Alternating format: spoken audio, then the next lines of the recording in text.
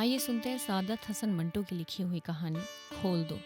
इस कहानी के लिए इनके ऊपर अश्लीलता का आरोप लगा था और साथ ही साथ इनके ऊपर मुकदमा भी चलाया गया था। ये कहानी पार्टीशन के दौरान उन तमाम लोगों पर घटी हुई होगी जो उस समय दंगों का शिकार हुए। आपको पहले से बता दूं, ये कहानी आपको विचलित कर सकती है। आइए कहानी सुनते हैं। अमृतसर से स्पेशल ट्रेन दोपहर 2 बजे को चली और 8 घंटों के बाद मुगलपुरा पहुंची। रास्ते में कई आदमी मारे गए, मुतअद्दिद जख्मी हुए और कुछ इधर उधर भटक गए। सुबह 10 बजे कैंप की ठंडी जमीन पर जब सिराजुद्दीन ने आंखें खोली और अपने चारों तरफ मर्दों, औरतों और बच्चों का एक मुतलातिम समुंदर देखा तो उसकी सोचने समझने की कुव्वतें और भी ज़ईफ हो गईं। वो देर तक गदले आसमान को टकटकी बांधे देखता रहा। यूँ तो कैंप में हर तरफ शोर बरपा था, लेकिन बूढ़े सिराजुद्दीन के कान जैसे बंद थे। उसे कुछ सुनाई नहीं देता था। कोई उसे देखता तो ये ख्याल करता कि वो किसी गहरी फिक्र में गर्क है, मगर ऐसा नहीं था। उसके होश और हवास शल थे। उसका सारा वजूद खला में मुअक्कल था। गदले आसमान की तरफ बगैर किसी इरादे के देखते देखते सिराजुद्दीन की निगाहें सूरज से टकराईं। तेज रोशनी उसके वजूद के रगो रेशे में उतर गई और वो जाग उठा। ऊपर तले उसके दिमाग पर कई तस्वीरें दौड़ गईं। लूट, आग, भागम भाग, स्टेशन, गोलियां, रात और सकीना। सिराजुद्दीन एकदम उठ खड़ा हुआ और पागलों की तरह उसने अपने चारों तरफ फैले हुए इंसानों के समुद्र को खंगालना शुरू किया। पूरे 3 घंटे वो सकीना सकीना पुकारता कैंप में खाक छानता रहा, मगर उसे अपनी जवान इकलौती बेटी का कोई पता न मिला। चारों तरफ एक धांधली सी मची थी। कोई अपना बच्चा ढूंढ रहा था, कोई माँ, कोई बीवी और कोई बेटी। सिराजुद्दीन थक हार कर एक तरफ बैठ गया और हाफिजे पर जोर देकर सोचने लगा कि सकीना उससे कब और कहाँ जुदा हुई।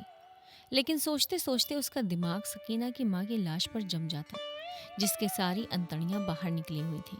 इससे आगे वो और कुछ न सोच सकता था। सकीना की माँ मर चुकी थी। उसने सिराजुद्दीन की आंखों के सामने दम तोड़ा था। लेकिन सकीना कहाँ थी, जिसके मुताल्लिक उसकी माँ ने मरते हुए कहा था, मुझे छोड़ो, मुझे छोड़ो और सकीना को यहाँ से लेकर जल्दी भागो। सकीना उसके साथ ही थी। दोनों नंगे पांव भाग रहे थे। सकीना का दुपट्टा गिर पड़ा था। उसे उठाने के लिए उसने रुकना चाहा था, मगर सकीना ने चिल्लाकर कहा था, अब्बा जी छोड़िए। लेकिन उसने दुपट्टा उठा लिया था। ये सोचते सोचते उसने अपने कोट की उभरी हुई जेब की तरफ देखा और उसमें हाथ डालकर एक कपड़ा निकाला। सकीना का दुपट्टा था, लेकिन सकीना कहाँ थी? सिराजुद्दीन ने अपने थके हुए दिमाग पर बहुत जोर दिया, मगर वो किसी नतीजे पर ना पहुंच सका। क्या वो सकीना को अपने साथ स्टेशन तक ले आया था? क्या वो उसके साथ ही गाड़ी में सवार थी? रास्ते में जब गाड़ी रोकी गई थी और बलवाई अंदर घुस आए थे, तो क्या वो बेहोश हो गया था जो वो सकीना को उठाकर लेकर गए? सिराजुद्दीन के दिमाग में सवाल ही सवाल थे, जवाब कोई भी नहीं था। उसको हमदर्दी की जरूरत थी, लेकिन चारों तरफ जितने भी इंसान फैले हुए थे, सबको हमदर्दी की जरूरत थी। सिराजुद्दीन ने रोना चाहा, मगर आंखों ने उसकी मदद न की। आंसू जाने कहाँ गायब हो गए थे। 6 रोज के बाद जब होश और हवास किसी कदर दुरुस्त हुए, तो सिराजुद्दीन उन लोगों से मिला जो उसकी मदद करने के लिए तैयार थे। 8 नौजवान थे जिनके पास लारी थी, बंदूकें थी। सिराजुद्दीन ने उनको लाख लाख दुआएं दी और सकीना का हुलिया बताया। गोरा रंग है और बहुत ही खूबसूरत है। मुझ पर नहीं, अपनी अपनी माँ पर थी। उम्र 17 बरस के करीब है। आंखें बड़ी बड़ी, बाल स्याह, दाहिने गाल पर मोटा सा तिल है। मेरी इकलौती लड़की है। ढूंढ लाओ, खुदा तुम्हारा भला करेगा। रजाकार नौजवानों ने बड़े जज्बे के साथ बूढ़े सिराजुद्दीन को यकीन दिलाया कि अगर उसकी बेटी जिंदा हुई तो चंद ही महीनों में उसके पास होगी। 8 नौजवान ने कोशिश की। जान हथेलियों पर रख कर वो अमृतसर गए। कई औरतों, कई मर्दों और कई बच्चों को निकाल कर उन्होंने महफूज मुकामों पर पहुंचाया। 10 रोज गुजर गए, मगर उन्हें सकीना कहीं नहीं मिली। एक रोज वो उसी खिदमत के लिए लारी पर अमृतसर जा रहे थे कि 6 हरटा के पास सड़क पर उन्हें एक लड़की दिखाई दी। लारी की आवाज़ सुनकर वो बिदकी और भागना शुरू कर दिया। रजाकारों ने मोटर रोकी और सब के सब उसके पीछे भागे। एक खेत में उन्होंने लड़की को पकड़ लिया। देखा तो बहुत खूबसूरत थी। दाहिने गाल पर मोटा तिल था। एक लड़के ने उससे कहा, घबराओ नहीं, क्या तुम्हारा नाम सकीना है? लड़की का रंग और भी जर्द हो गया। उसने कोई जवाब नहीं दिया, लेकिन जब तमाम लड़कों ने उसे दम दिलासा दिया तो उसकी वहशत दूर हुई और उसने मान लिया कि वो सिराजुद्दीन की बेटी सकीना है। 8 रजाकार नौजवानों ने हर तरह सकीना की दिलजोई की। उसे खाना खिलाया, दूध पिलाया और लारी में बिठाया। एक ने अपना कोट उतारकर उसे दे दिया, क्योंकि दुपट्टा न होने के बाइस वो बहुत उलझन महसूस कर रही थी और बार बार बाहों से अपने सीने को ढांकने की नाकाम कोशिश में मसरूफ थी। कई दिन गुजर गए। सिराजुद्दीन को सकीना की कोई खबर न मिली। वो दिन भर मुख्तलिफ कैंपों और दफ्तरों के चक्कर काटता रहता, लेकिन कहीं से भी उसकी बेटी का पता न चला। रात को वो बहुत देर तक उन रजाकार नौजवानों की कामयाबी के लिए दुआएं मांगता रहता, लेकिन उसको यकीन दिलाया था कि अगर सकीना जिंदा हुई तो चंद ही दिनों में वो उसे ढूंढ निकालेंगे। एक रोज सिराजुद्दीन ने कैंप में उन नौजवान रजाकारों को देखा। लॉरी में बैठे थे। सिराजुद्दीन भागा भागा उनके पास गया। लॉरी चलने ही वाली थी कि उसने पूछा, बेटा, मेरी बेटी सकीना का पता चला? सबने यक जबान होकर कहा, चल जाएगा चल जाएगा, और लॉरी चला दी। सिराजुद्दीन ने एक बार फिर उन नौजवानों की कामयाबी के लिए दुआ मांगी और उसका जी किसी कदर हल्का हो गया। शाम के करीब कैंप में जहाँ सिराजुद्दीन बैठा था, उसके पास ही कुछ गड़बड़ सी हुई। 4 आदमी कुछ उठाकर ला रहे थे। उसने दरियाफ्त किया तो मालूम हुआ कि एक लड़की रेलवे लाइन के पास बेहोश पड़ी थी। लोग उसे उठाकर लाए हैं। सिराजुद्दीन उनके पीछे पीछे हो लिया। लोगों ने लड़की को अस्पताल वालों के सुपुर्द किया और चले गए। कुछ देर वो ऐसे ही अस्पताल के बाहर गढ़े हुए लकड़ी के खंभे के साथ लगा खड़ा रहा। फिर आहिस्ता आहिस्ता अंदर चला गया। कमरे में कोई भी नहीं था। एक स्ट्रेचर था जिस पर एक लाश पड़ी थी। सिराजुद्दीन छोटे छोटे कदम उठाता उसकी तरफ बढ़ा। कमरे में दफातन रोशनी हुई। सिराजुद्दीन ने लाश के जर्द चेहरे पर चमकता हुआ तिल देखा और चिल्लाया, सकीना! डॉक्टर ने, जिसने कमरे में रोशनी की थी, सिराजुद्दीन से पूछा, क्या है? सिराजुद्दीन की हलक से सिर्फ इस कदर निकल सका, जी मैं इसका बाप हूँ। डॉक्टर ने स्ट्रेचर पर पड़ी हुई लाश की तरफ देखा, उसकी नब्ज टटोली और सिराजुद्दीन से कहा, खिड़की खोल दो। सकीना के मुर्दा जिस्म में जुम्बिश पैदा हुई। बेजान हाथों से उसने इजार बंद खोला और शलवार नीचे सरका दी। बूढ़ा सिराजुद्दीन खुशी से चिल्लाया, जिंदा है, मेरी बेटी जिंदा है। डॉक्टर सर से पैर तक पसीने में गर्क हो गया।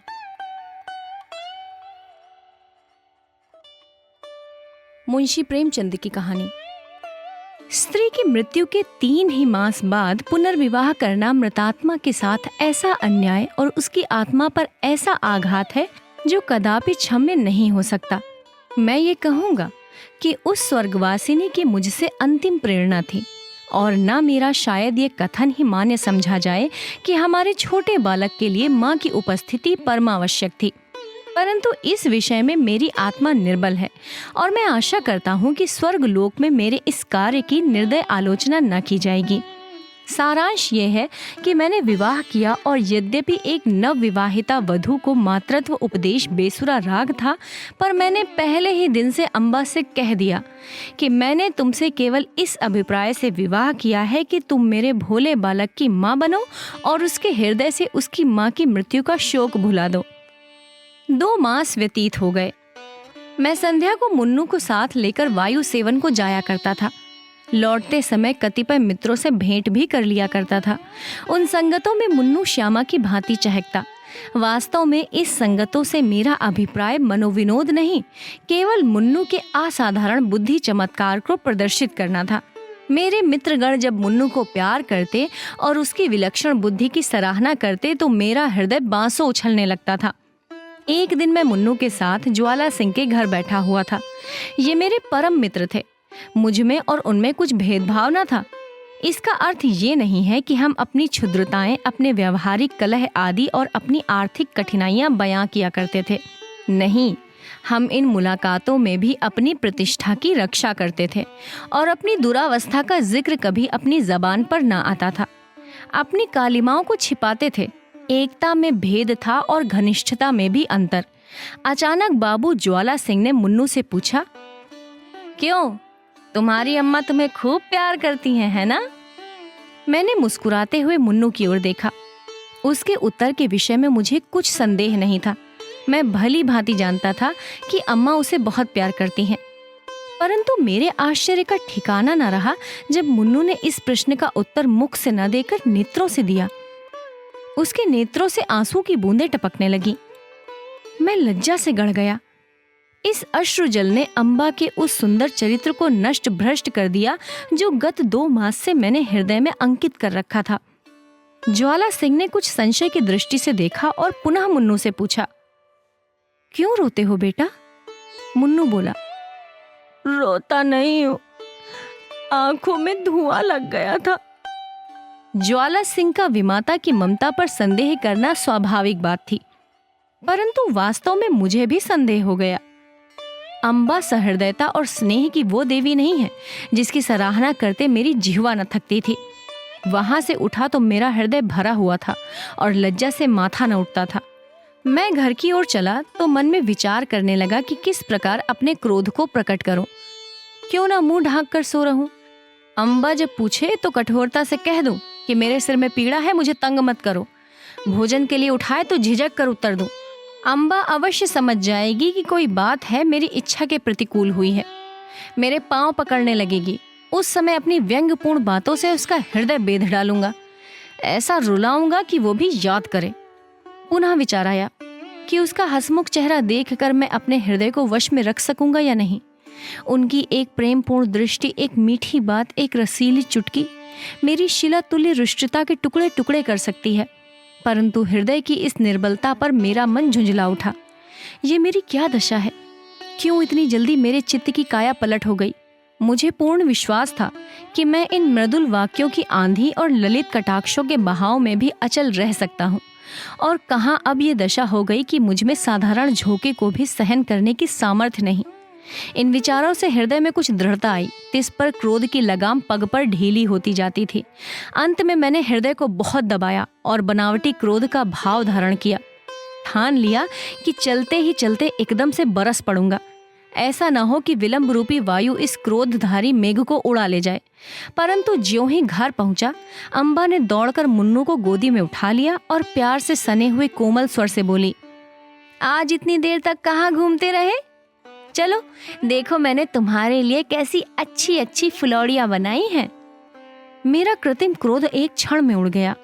मैंने विचार किया, इस देवी पर क्रोध करना भारी अत्याचार है। मुन्नू अबोध बालक है। संभव है कि वो अपनी माँ का स्मरण करके रो पड़ा हो। अम्बा इसके लिए दोषी नहीं ठहराई जा सकती। हमारे मनोभाव पूर्ण विचारों के अधीन नहीं होते। हम उनको प्रकट करने के निमित्त कैसे कैसे शब्द गढ़ते हैं, परंतु समय पर शब्द हमें धोखा दे जाते हैं और वे ही भावनाएं स्वाभाविक रूप से प्रकट होती हैं। मैंने अम्बा को ना तो कोई व्यंग्यपूर्ण बात ही कही और ना ही क्रोधित मुख ढांककर सोया ही, बल्कि अत्यंत कोमल स्वर से बोला, मुन्नू ने आज मुझे बहुत लज्जित किया। खजांची साहब ने पूछा, तुम्हारी नई अम्मा तुम्हें प्यार करती हैं या नहीं? तो रोने लगा। मैं लज्जा से गड़ गया। मुझे तो स्वप्न में भी ये विचार नहीं हो सकता कि तुमने इसे कुछ कहा होगा। परंतु अनाथ बच्चों का हृदय उस चित्र की भांति होता है जिस पर एक बहुत ही साधारण पर्दा पड़ा हुआ हो। पवन का साधारण झोंका भी उसे हटा देता है। ये बातें कितनी कोमल थीं। इस पर भी अम्बा का विकसित मुखमंडल कुछ मुरझा गया। वो सजल नेत्र होकर बोली, इस बात का विचार तो मैंने यथासाध्य पहले ही दिन से रखा है, परंतु यह असंभव है कि मैं मुन्नू के हृदय से माँ का शोक मिटा दूं। मैं चाहे अपना सर्वस्व अर्पण कर दूं, परंतु मेरे नाम पर जो सौतेलेपन की कालिमा लगी हुई है वो मिट नहीं सकती। मुझे भय था कि इस वार्तालाप का परिणाम कहीं विपरीत न हो, परंतु दूसरे ही दिन मुझे अम्बा के व्यवहार में बहुत अंतर दिखाई देने लगा। मैं उसे प्रातःकाल सायंकाल पर्यंत मुन्नू की ही सेवा में लगी हुई देखता, यहाँ तक कि उस धुन में उसे मेरी चिंता भी न रहती। परंतु मैं ऐसा त्यागी न था कि अपने आराम को मुन्नू पर अर्पण कर देता। कभी कभी मुझे अम्बा की ये श्रद्धा न भाती, परंतु मैं कभी भूल कर भी इसकी चर्चा न करता। एक दिन मैं अनियमित रूप से दफ्तर से कुछ पहले ही आ गया। क्या देखता हूँ कि मुन्नू द्वार पर भीतर की ओर मुख किए खड़ा है। मुझे इस समय आंख मिचौली खेलने की सूझी। मैंने दबे पांव पीछे से जाकर उसके नेत्र मूंद लिए। पर शोक, उसके दोनों गाल अश्रुपूरित थे। मैंने तुरंत दोनों हाथ हटा लिए। ऐसा प्रतीत हुआ मानो सर्प ने डस लिया हो। हृदय पर एक चोट लगी। मुन्नू को गोद में लेकर बोला, क्यों रोते हो मुन्नू? ये कहते कहते मेरे नेत्र भी सजल हो आए। मुन्नू आंसू पी कर बोला, जी नहीं, रोता नहीं हूं। मैंने उसे हृदय से लगा लिया और कहा, अम्मा ने कुछ कहा तो नहीं? मुन्नू ने सिसकते हुए कहा, नहीं, मुझे वो बहुत प्यार करती हैं। मुझे विश्वास न हुआ। वो प्यार करती हैं तो तुम रोते क्यों हो? उस दिन खजांची के घर भी तुम रोए थे। तुम मुझसे छिपाते हो। कदाचित तुम्हारी अम्मा अवश्य तुमसे कुछ क्रुद्ध हुई हैं। मुन्नू ने मेरी ओर कातर दृष्टि से देखकर कहा, जी नहीं, वो मुझे प्यार करती हैं, इसी कारण मुझे बारंबार रोना आता है। मेरी अम्मा मुझे अत्यंत प्यार करती हैं। वो मुझे छोड़कर चली गई। नहीं, अम्मा उससे भी अधिक प्यार करती हैं। इसलिए मुझे भय लगता है कि उनकी तरह यह भी मुझे छोड़ कर न चली जाए। ये कहकर मुन्नू फूट फूट कर रोने लगा। मैं भी रो पड़ा। अम्बा के इस स्नेहमय व्यवहार ने मुन्नू के कोमल हृदय पर कैसा आघात किया था। थोड़ी देर तक मैं स्तंभित रह गया। किसी कवि की ये वाणी स्मरण आ गई कि पवित्र आत्माएं इस संसार में चिरकाल तक नहीं ठहरती। कहीं भावी ही इस बालक की जिह्वा से तो ये शब्द नहीं कहला रही हैं। ईश्वर न करे कि वो अशुभ दिन देखना पड़े। परंतु मैंने तर्क द्वारा इस शंका को दिल से निकाल दिया। समझा कि माता की मृत्यु ने प्रेम और वियोग में एक मानसिक संबंध उत्पन्न कर दिया है और कोई बात नहीं। मुन्नू को गोद लिए हुए मैं अम्बा के पास गया और मुस्कुरा कर बोला, इनसे पूछो क्यों रो रहे हैं? अम्बा चौंक पड़ी। उसके मुख की कांति मलिन हो गई। बोली, तुम ही पूछो। मैंने कहा, ये इसलिए रोते हैं कि तुम इन्हें अत्यंत प्यार करती हो और इनको भय है कि तुम भी इनकी माता की भांति इन्हें छोड़ कर न चली जाओ। जिस प्रकार गर्द साफ हो जाने से दर्पण चमक उठता है, उसी भांति अम्बा का मुखमंडल प्रकाशित हो गया। उसने मुन्नू को मेरी गोद से छीन लिया और कदाचित ये प्रथम अवसर था कि उसने ममतापूर्ण स्नेह से मुन्नू के पांव का चुंबन किया। शोक, महाशोक। मैं क्या जानता था कि मुन्नू की अशुभ कल्पना इतनी शीघ्र पूर्ण हो जाएगी। कदाचित उसकी बाल दृष्टि ने होनहार को देख लिया था। कदाचित उसके बाल श्रवण मृत्यु दूतों के विकराल शब्दों से परिचित थे। 6 मास भी व्यतीत न होने पाए थे कि अम्बा बीमार पड़ी और इन्फ्लुएंजा ने देखते देखते उसे हमारे हाथों से छीन लिया। पुनः वो उपवन मृततुल्य हो गया। पुनः वो बसा हुआ घर मरुतुल्य हो गया। पुनः वो बसा हुआ घर उजड़ गया। अम्बा ने अपने को मुन्नू पर अर्पण कर दिया था। हाँ, उसने पुत्र स्नेह का आदर्श रूप दिखा दिया। शीतकाल था और वो घड़ी रात्रि शेष रहते ही मुन्नू के लिए प्रातः काल का भोजन बनाने उठती थी। उसके इस स्नेह बाहुल्य ने मुन्नू पर स्वाभाविक प्रभाव डाल दिया था। वो हठीला और नटखट हो गया था। जब तक अम्बा भोजन कराने ना बैठे, मुन्नू मुंह में कौर नहीं डालता। जब तक अम्बा पंखा न झले, वो चारपाई पर पांव न रखता। उसे छेड़ता, चिढ़ाता और हैरान कर डालता। परंतु अम्बा को इन बातों से आत्मिक सुख प्राप्त होता था। इन्फ्लुएंजा से कराह रही थी। करवट लेने तक की शक्ति न थी। शरीर तवा हो रहा था। परंतु मुन्नू के प्रातः काल के भोजन की चिंता लगी रहती थी। हाय, वो निस्वार्थ मात्र स्नेह अब स्वप्न हो गया। उस स्वप्न के स्मरण से अब भी हृदय गदगद हो जाता है। अम्बा के साथ मुन्नू का चुलबुलापन और बाल क्रीड़ा विदा हो गई। अब वो शोक और नैराश्य की जीवन मूर्ति है। वो अब नहीं रोता। ऐसा पदार्थ खोकर अब उसे कोई खटका, कोई भय नहीं रह गया।